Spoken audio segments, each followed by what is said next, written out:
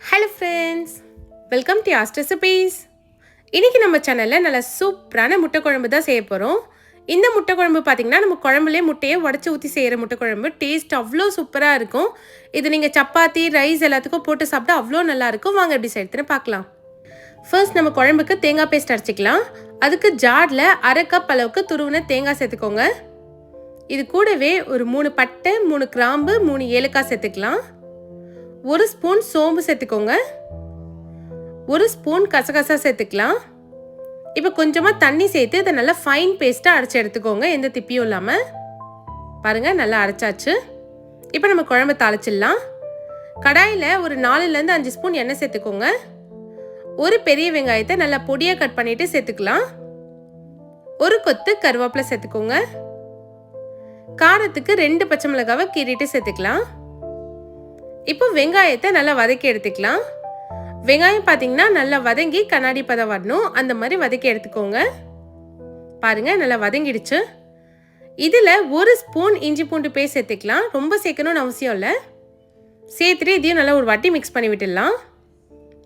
இஞ்சி பூண்டில் அந்த பச்சை ஸ்மெல் கம்ப்ளீட்டாக போனதுக்கு அப்புறமா தான் நம்ம தக்காளி சேர்க்கணும். 2 மீடியம் சைஸ் தக்காளியை பொடியாக கட் பண்ணி வச்சுருக்கேன், அதை சேர்த்து நல்லா வதக்கிக்கலாம். எப்போ நீங்கள் எந்த குழம்பு செஞ்சாலும் வெங்காயம் தக்காளியை நல்லா வதக்கி எடுத்துக்கோங்க, அப்போ தான் அந்த குழம்புக்கே டேஸ்ட் கொடுக்கும். பாருங்கள், தக்காளி நல்லா மசிஞ்சு வந்துடுச்சு. இதில் நம்ம மசாலா சேர்க்க போகிறோம். 1/2 ஸ்பூன் மஞ்சத்தூள் சேர்த்துக்கோங்க. 1 ஸ்பூன் தனி மிளகாத்தூள் சேர்த்துக்கலாம். உங்கள் காரத்துக்கு ஏற்ற மாதிரி நீங்கள் சேர்த்துக்கோங்க. 1 ஸ்பூன் சிக்கன் மசாலா இல்லைனா கரம் மசாலா சேர்த்துக்கலாம். 2 ஸ்பூன் அளவுக்கு வீட்டில் அரைச்ச குழம்பு மிளகாத்தூள் சேர்த்துக்கோங்க. உங்ககிட்ட குழம்பு தூள் இல்லைனா நீங்கள் மல்லித்தூள் கூட சேர்த்துக்கலாம். இப்போ தேவையான அளவுக்கு உப்பு சேர்த்து இதை நல்லா கலந்து விடுங்க. மசாலா பார்த்தீங்கன்னா ஒரு நிமிஷத்துக்கு இந்த எண்ணெயிலே நல்லா வதங்கி வரணும், அப்போ தான் நல்லா கலர் கொடுக்கும். இது கூடவே நம்ம அரைச்சி வச்ச தேங்காய் பேஸ்ட் கூட நமக்கு குழம்புக்கு தேவையான அளவுக்கு தண்ணி சேர்த்துக்கோங்க. நான் 1 கப் தண்ணி சேர்த்துருக்கேன். சேர்த்துட்டு நல்லா மிக்ஸ் பண்ணி விட்டுடலாம். இந்த ஸ்டேஜில் நீங்கள் உப்பு காரம் எல்லாமே இருக்கான்னு செக் பண்ணிக்கோங்க. உப்பு காரம் பத்தலைன்னா நீங்கள் இந்த ஸ்டேஜில் சேர்த்துக்கலாம். இப்போ இதை மூடி போட்டு கேஸை மீடியம் ஃப்ளேமில் வச்சு 10 நிமிஷம் கொதிக்க வைங்க.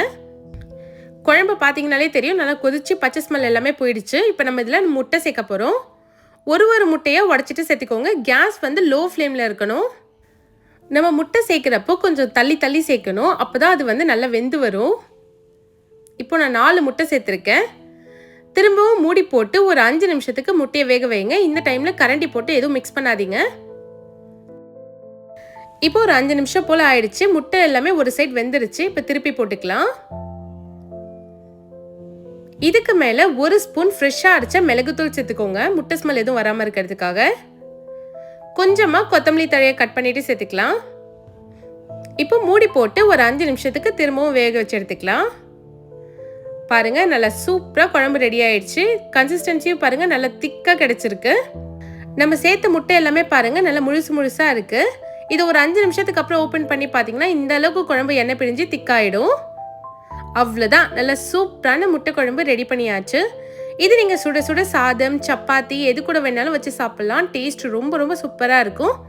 இந்த ரெசிபியை கண்டிப்பாக நீங்களும் உங்கள் வீட்டில் ட்ரை பண்ணி பாருங்கள். ட்ரை பண்ணிட்டு எப்படி இருந்துச்சுன்னு கமெண்ட் பண்ணுங்கள். இந்த மாதிரி நிறைய இன்ட்ரெஸ்டிங் ரெசிபிஸ் பார்க்க யாஸ்ட் ரெசிபிஸ் சேனலை சப்ஸ்கிரைப் பண்ணிவிடுங்க. தேங்க்ஸ் ஃபார் வாட்சிங்.